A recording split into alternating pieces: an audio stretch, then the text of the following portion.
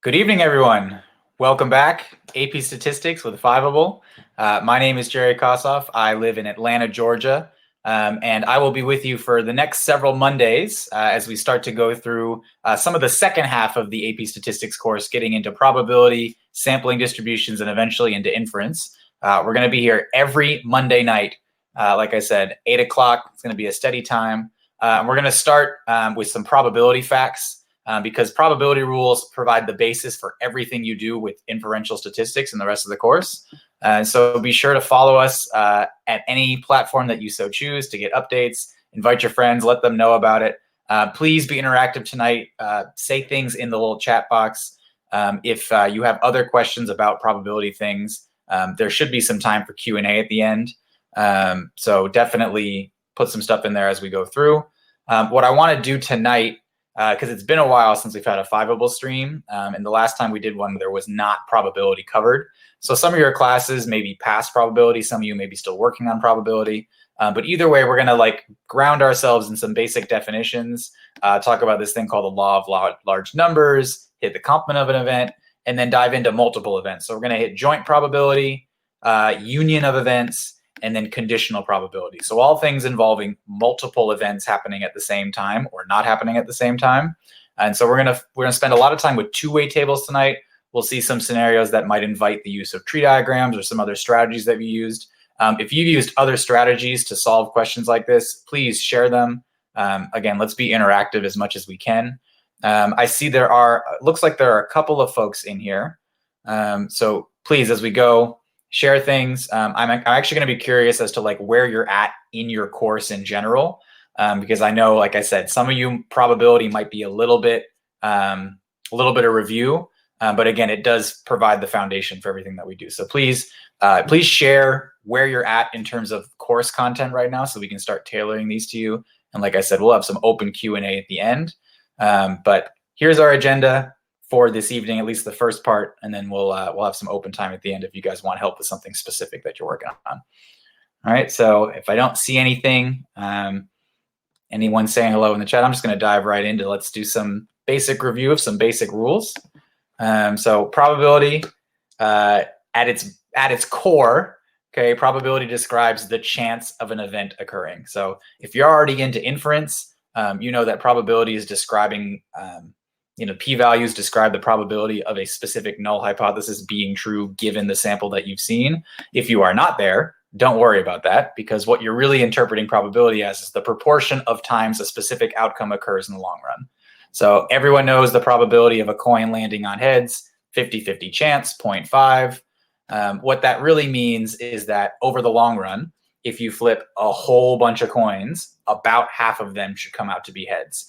And as you simulate coin flips over and over and over again, you won't always get exactly 50% heads in any given set of flips that you're doing. But as you continue to flip coins, the percentage of coins that landed on head should get closer and closer and closer and closer to 0.5. And that's what the law of large numbers tells us, is that over the long run, probability tells us what proportion of events that take place should come out with a specific outcome that you care about. So like casinos have this thing called a roulette wheel. I love to play little mini casino games in my class sometimes. At its core, probability is the number of successful outcomes divided by the total number of outcomes. So on this basic roulette wheel, there are 40 spaces. If we were to calculate the probability of getting a red, the ball landing on red. So roulette works, you spin the little thing, ball goes through, everyone's excited, you're placing your bets. And then wherever it lands, depending on whether you picked a number, you picked a color, you picked a range of numbers, you will win or lose according to that.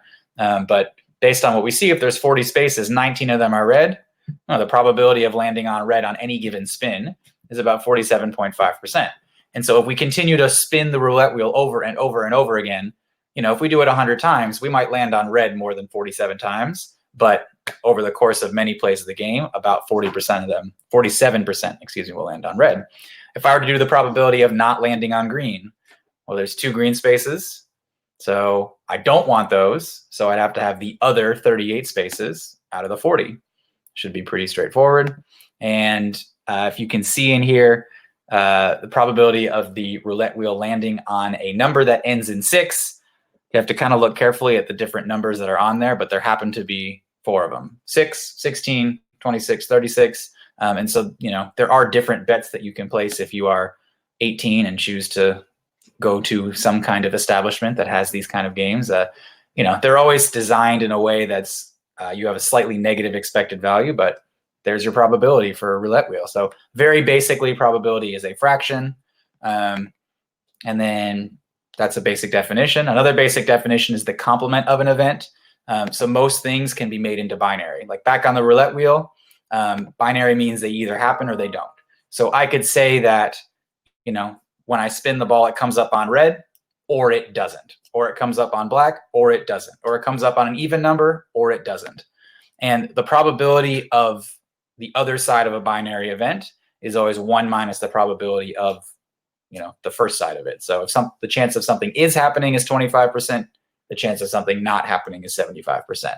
And this is formalized in this rule called a complement rule. That little C, the little superscript, is code for complement, which means not. So the opposite of. And this is actually a really, really good tool for when you're doing harder probability questions in the future, particularly when we get to random variables and using different tables and graphs to figure things out. Some really common complements that can come in handy. For example, none and at least one are opposites of each other. So a lot of times the way to solve a problem that asks you to find the probability of at least one happening, whatever the thing is, it's actually easier to solve for the probability that it doesn't happen at all, and then do 1 minus that, and that will incorporate everything that is at least one. And then with inequalities, the two that are listed here are complements of each other. So less than versus greater than equal to, greater than versus less than equal to.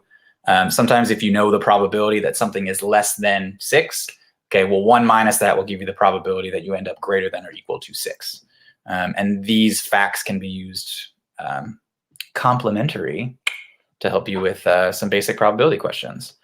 Okay, unless something's wrong on mine, I'm not seeing any requests or typing just yet. So I'm going to kind of roll forward into some two-way table scenarios. We're going to start talking about joint probability as well as unions of event.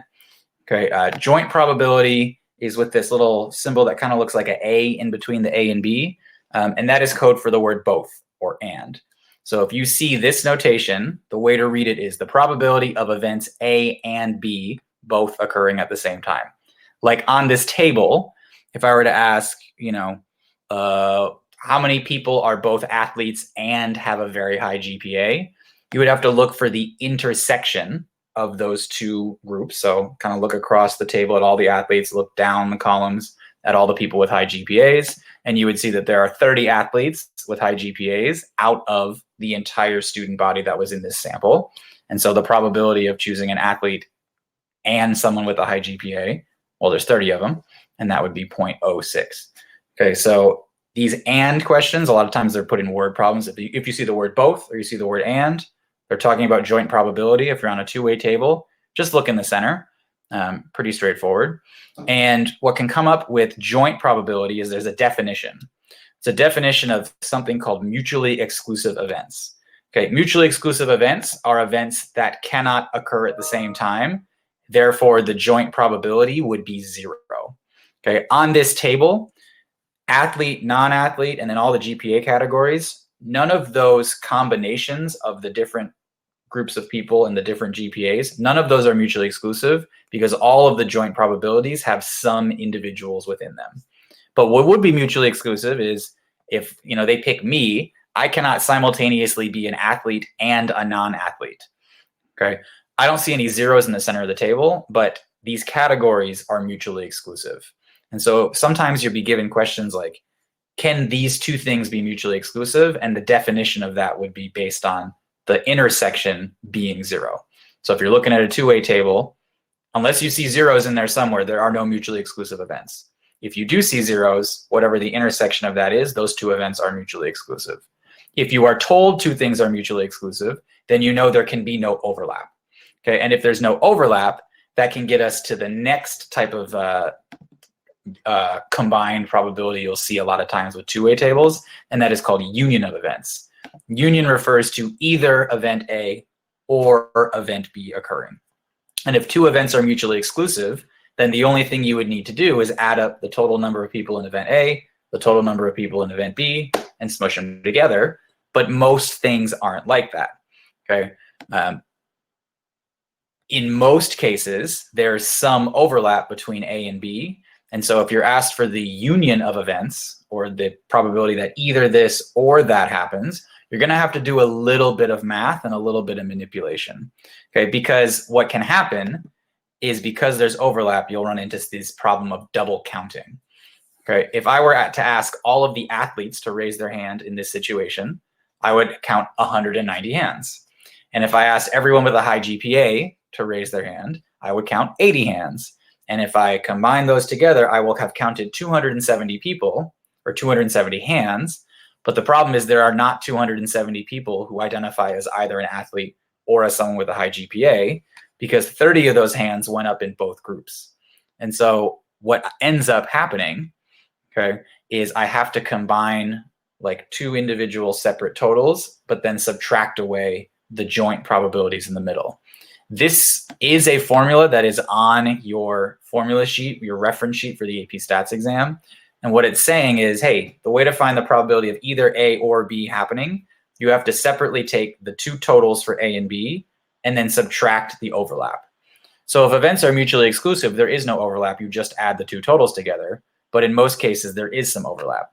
So in the case of athletes with a high GPA, okay, if I were to pick someone, wanted to know the probability of picking someone who is either an athlete or has a high GPA, let me take the total number of athletes, 190, the total number of people with a high GPA, 80, and then subtract away the 30 that are both. And I'll end up adding, subtracting, dividing by the total number of people. Boom. So in this case, the probability is about 0.49. And so that is the union of events. We'll do some practice problems later. I'm going to pause for just a second because, again, I haven't quite seen anything in the chat just yet. Just curious if anyone is there. Thoughts, feelings, concerns at this point. You can give a little thumbs up emoji if you're good. You can type a question if you have one. Or let me know, like, actually, we did probability a long time ago. I'm on this other thing now. And let me know where you're at. And if I don't see anything in about 30 seconds, I'm going to keep it rolling and talk about conditional probability. And then I got some practice problems for us to do, and we'll talk about what's coming up next in the next several weeks of fiveable stuff. So Jeffrey's feeling all good. Awesome. Richie's feeling good. All right. Guys who are there, when in your course were you working on probability? Was this a long time ago? Was it recently? Is it like we're currently in our probability unit, or like most courses now are usually like maybe one unit past this? I'm just kind of wondering where folks are at. So hopefully this is good review, but it might not be super current.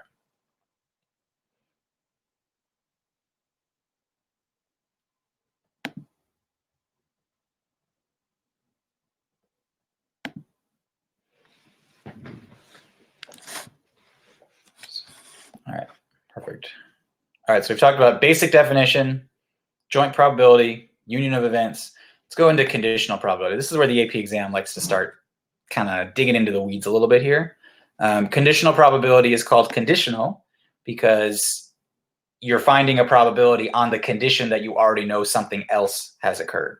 So the way to read this is the probability of A given B, or the probability of A out of B. And so on a two-way table, what you're really doing is restricting yourself to a specific row or column based on what the given thing is. So instead of being out of 500 now, we're going to be out of different events. So if I want to know the probability of picking an athlete out of everyone with a high GPA, or given that someone has a high GPA, I'm only looking in that column that has high GPA, and then I would take all the athletes out of that. If I wanted to know the chance that someone has a high GPA given that they're an athlete, I'm only looking at the row of athletes. And so my denominator will be 190, do 30 out of 190. In this case, if I do athlete given high GPA, the way to read that, restrict yourself to that GPA column. Whatever the second thing is what you're restricting yourself to, and find all the athletes out of that. Okay, and the fancy formula that is also on your reference sheet looks like this. So you notice it's a joint probability on top out of the given thing.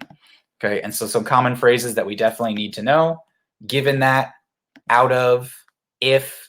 If you see those phrases, whatever comes immediately after that in a sentence is your denominator. So like you might see, find the probability that a person is an athlete given that they have a high GPA. Okay, so the high GPA goes on the bottom, put all the people who are athletes with high GPAs on the top, and there's your conditional probability. If they reverse this, they put the B before the A, that just means A is on the denominator now, and it's still the joint probability of B and A on top because those are intersections, so it's the same thing, A and B and A. Associative property tells us it means the same thing. Basic definition of conditional probability should be something that we've seen at this point.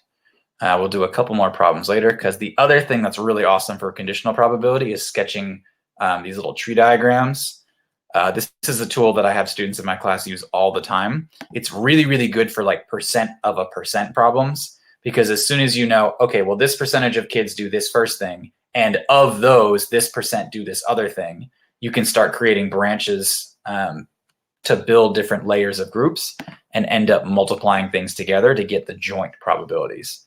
So like if I said 40% of students at 5 will take at least one arts class, of those who take at least one art class, 75% are on honor roll, and of students who don't, 30% are on honor roll, you should be able to kind of see how this is going to map out just from that alone. Is I could take, all right, they gave me 2 numbers about honor roll. So before I know if someone's on honor roll, I have to know if they take at least one art class or not, because those percentages were of those groups. So I end up like labeling the branches with arts, no arts, honor roll, no honor roll, honor roll, no honor roll. Use the fact that things are binary to find 40%, 60%, 75%, 25%, 30%, 70%. Then you can start multiplying things together, because what's really happening here is you're labeling the probability of A either happening or not. And then the second wave of branches are conditional probabilities, knowing the outcome of A already happening or not. And the way to work your way through to find the probability of A and B, like art students who are on the honor roll, is multiplying those 2 percentages or probabilities together across the tree as you go. I don't actually have any more like examples labeled, but if someone wants to see this one worked out specifically, I can definitely do that. And if not, we're going to keep it rolling. We're making pretty good time. I definitely have some examples for us to do later for you guys to practice on. And then we can kind of have an open discussion of like what you've been working on and what you want to see next. Because ultimately, this is no fun if I'm just kind of talking at a screen and people watch it later. I definitely want it to be something that's interactive. Okay, let's keep it rolling. All right. Conditional probabilities lead us to the definition of events being independent. Okay, independent events are events that, of course, do not depend on any previous event. So separate coin flips are independent events. It does not matter how many times you flip heads. The probability of the next coin landing on heads will always be 0.5. You could get 6 heads in a row, 6 tails in a row, doesn't matter, still 0.5. A lot of gamblers' fallacies come in with independent events and thinking that the probability is different now that you've seen 3 or 4 plays already happen. Nah, it ain't a thing. In a two-way table, what you're looking for is the given that probability being the same as the overall probability. And a lot of times when you're given these in two-way tables, like honestly, you're not independent. A lot of times you can be like super close, but unless it's exactly the same, it doesn't quite work. So what you would need to find is the overall probability. Let's do, for example, the probability of finding an athlete in this survey is 190 out of 500. So that's 0.38. So then if I give you one of the GPA categories, you would have to prove that being an athlete out of those GPA categories is also 0.38. And if that were true, then there's no difference of knowing if the person has a high or low GPA or anything like that. Like the probability of them being an athlete is the same as the probability of them being an athlete, given that you knew their grades. Knowing the thing doesn't make a difference as to the potential outcome of something else. And in this case, it's close in a lot of the categories. Probability of being an athlete is 0.38. If I do the probability of being an athlete, given that I have a low GPA, in this case, it's 40 out of 95, 0.42, close to 38%, but not the same. Those are not independent events. because if I know that someone has a low GPA, more athletes have a low GPA than are athletes overall, and those probabilities do not line up. So if you're asked on a two-way table if events are independent, pick one of the events, find the overall probability, and then find the probability of that same event given the other one. And if the numbers don't match, you're no good. The AP exam last year actually had a scenario where on a two-way table, the events were in fact independent. It ended up being the same percentage for both the given that's. And that was the first time in like 20 years that the free response question asking about independence actually was independent. Most of the time, if they ask you something's independent, it's not, or they're going to tell you this thing is independent and then you use it to solve problems, multiplying the same probability multiple times in a row, which we're going to get to next week when we start doing binomial distributions, because independence is a really key fact about binomial probability. All right, so my friends who are here, here's a table involving whether or not people rent or own their apartments and or houses, and 3 different cities that a survey was taking place in. And so I got 3 problems for you to try to solve here. Translate them into whatever symbols you need to and try to come up with some answers. I'm going to give maybe about a minute and a half to think. So if you're watching on replay, you can skip ahead about a minute and a half from now before I reveal what the answers are, and we will talk about next steps. So if my folks who are live are still watching, definitely want to see you try these ones. Prove to me that we're all good, that we know what's going, and we'll keep it rolling from there.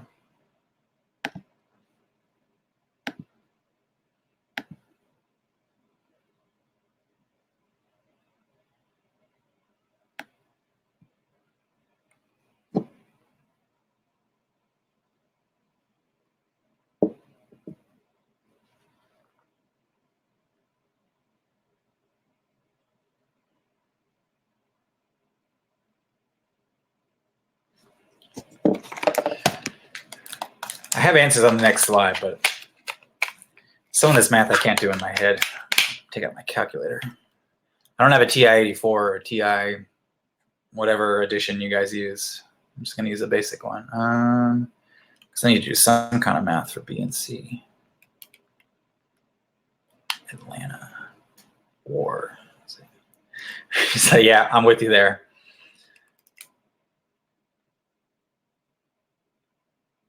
If we really wanted, we could probably do this in our heads or like on scratch paper, but you have calculators on the test for a reason. So, Rich, you've already given me A, the probability that a person lives in NYC and owns their own housing. Okay, that is 0.17, or, oh, wow, that's a mistake on my end. Let's go fix that. Yeah, and own, that would be 0.054. I put the answer for living in NYC and renting. So we're not going to change that live, but if you're watching, that 0.170 is the wrong number. Good job, me. Sorry, Fiveable, please forgive me. I can own my mistake. But let's go ahead and find the probability that a person lives in Atlanta or owns their housing. Richie, hopefully you've grabbed your calculator by now and you can work it through. I'm working it through on my end, and I believe I will not make a mistake on the next one. I'm not going to change the 0.170 because I'd have to remove the screen and then you'd see all the other answers before I'm going to change it. So I'm going to change it before I upload it to the real thing. Let me make a note of that. I'm hoping someone will give me an answer to B. I'm going to wait about 30 seconds before I reveal the OR. Change slide.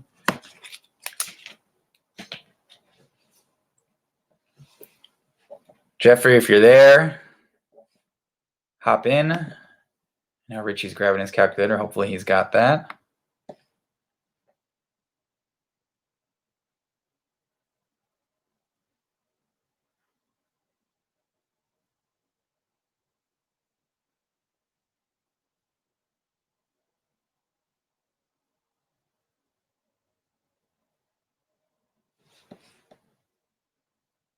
I'm stuck. Okay. So we know it. We want to find the probability that someone lives in Atlanta or owns their own housing. So in this case, I'm going to go back a few slides. we're going to need the union of events, okay? 0.507. Jeffrey, can you explain where you got that 0.507 from? I'm going to pull up, so remember we're doing Atlanta or owns their housing. I'm going to go back and forth between a couple slides real quick, but we need this formula because we're doing the union of events or either or. So we want to take the total for the first thing, the total for the second thing, but then remove whatever intersection you did. So is that what you did, Jeffrey? Did you add up? Come back to this slide. Yeah, so you took the probability that the person was in Atlanta plus the probability that they own their own housing minus all the people that are in Atlanta who own their own housing. So 36% of the people total are in Atlanta, 35% own, but just adding those percentages double counts the people that do both, that are in Atlanta who own their house, which will hopefully be me in a few months. I'm actually in the housing search right now, and that is 0.507. So that did work it through. So in this case, because the grand total denominator was 1, we could just work with the decimals. In the ones on the previous slides, I was working with fractions because I was given raw frequencies as opposed to relative frequencies or proportions. And so that is where we're at. Richie, how are you feeling about that explanation? Beautiful. Love it. All right, last one. The probability that the person rents their housing given that they live in Chicago. You can show an answer, or you can show an answer with setup, or you can show a calculation, or whatever you want to show. But hopefully it takes about 30 to 60 seconds before we come through.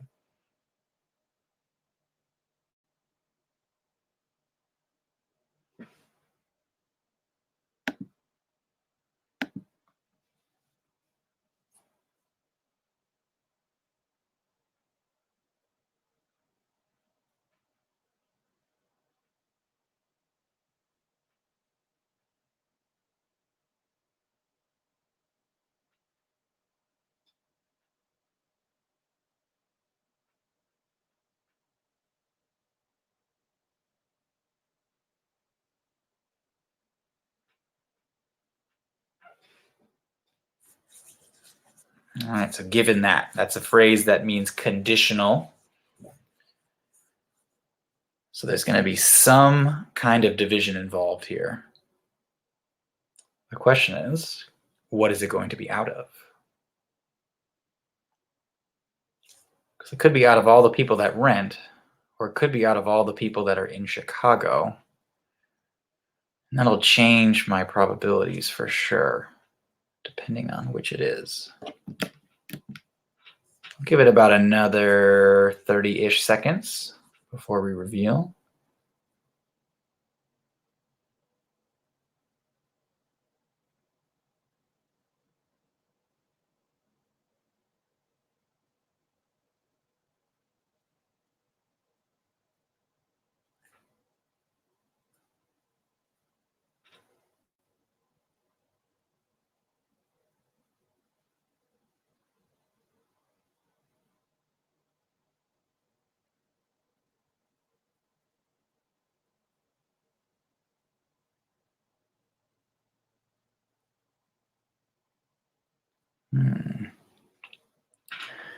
The probability that the person selected rents their housing given that they live in Chicago. When I see the phrase given that, it is code for out of or denominator. So that tells me that everyone in Chicago is going to be my denominator. And then I need to put on top everyone who's both in Chicago and rents their home. Because the idea of conditional probability is you have to already live in Chicago to also then count as part of your numerator. And so then we add rent and Chicago out of everyone in Chicago. In this case, it's not raw numbers. It is the decimals, the percentages, but we can still divide like that. So the out of, in this case, is 0.413. Put 0.323 on top. It works through to about 78% or 0.782. So 78% of people in Chicago rent their homes is what this is saying, according to this particular survey and in this particular case. Okay. So we're at a point now where we have given ourselves like a basic definition of probability, talked about law of large numbers and how that shows up, complements of events if events are binary. We looked a lot with two-way tables today, talked about joint probabilities inside the table, either or when you're trying to add up totals and subtract the overlap, conditional probability involving finding out of, and then also briefly touched on how tree diagrams can be used back here. Again, I can work one out if people need it. We then looked at independent events and that definition. We're going to have some more like kind of open practice questions in the next couple of weeks. Where I'm planning to go for the next little while is next week we'll do some more probability practice, particularly focusing on random variables. So when you get like tables of when x is 0, 1, 2, 3, and then all the different probabilities, a lot of those are in context. They'll be like the number of dogs that people own, and households have the different numbers of dogs. We can calculate mean and standard deviation of those variables because they are variables that can be graphed. That's called expected value. We're going to talk about binomial random variables and all the different probability rules with binomial probability. These basic facts will still come up in those. So we'll talking about conditional probability as we do some stuff. Two-way tables won't show up too much next week. All right, you're just starting that right now, Richie. That's perfect. So if you tune in next week, you'll either be able to probably practice what you're doing in class or potentially get a preview of what's coming next. And definitely want to let some other folks know. So Richie, have you guys already done like these probability rules that we were just working on right now?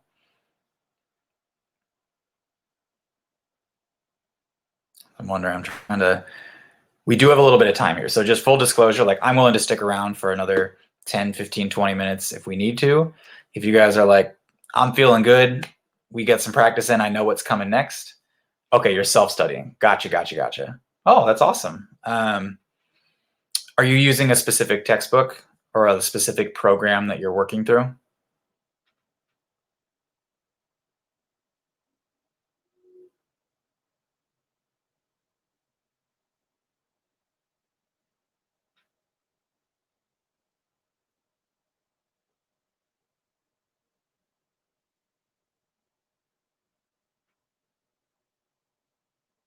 So you're in a pretty, I'm trying to think, if you're about to start looking at random variables and stuff, depending on what kind of pace you work at, by next week, you'll be ready for, don't remember that. Okay. If it has a flamingo on the cover, that's the ones that we use in my class. And so then you'll be, Jeffrey, that's cool. Appreciate you.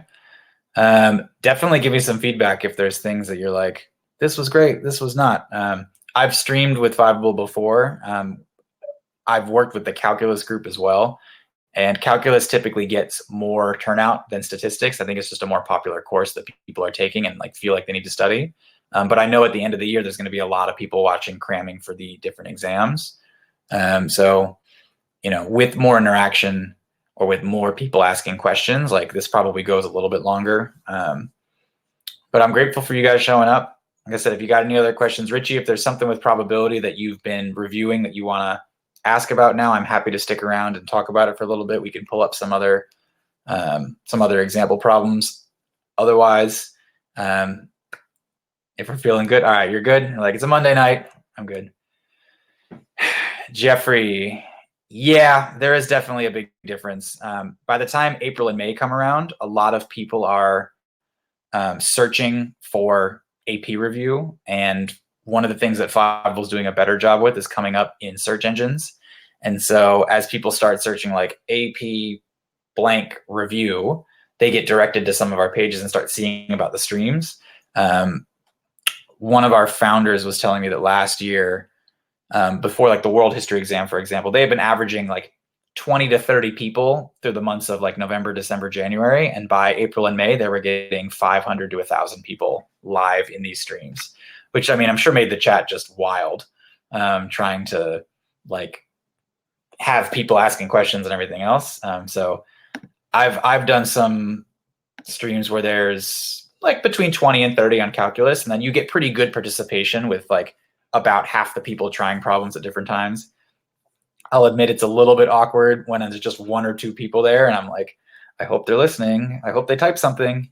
So I do like it when there's more, but we'll start to see more throughout the year. And we also haven't streamed in a while, so thanks for checking it out. Richie's good, so I'm gonna wrap this up. Jeffrey, any other questions? Awesome. Thanks for coming by. Definitely, like I said, send feedback if you have any. You can reach out to us at Fiveable, at Think Fiveable. Again, my name's Jerry. So you can contact me through our Fiveable community, or if you just reach out to Fiveable in general and you want to give some positive or constructive feedback about this session, please do. I'll be back here at this place, this time, 8 p.m. next week to start talking about random variables with a particular emphasis on binomial random variables. And then in February, we'll hop into sampling distributions. So thanks everyone for coming out, and I'm going to end the broadcast just about now.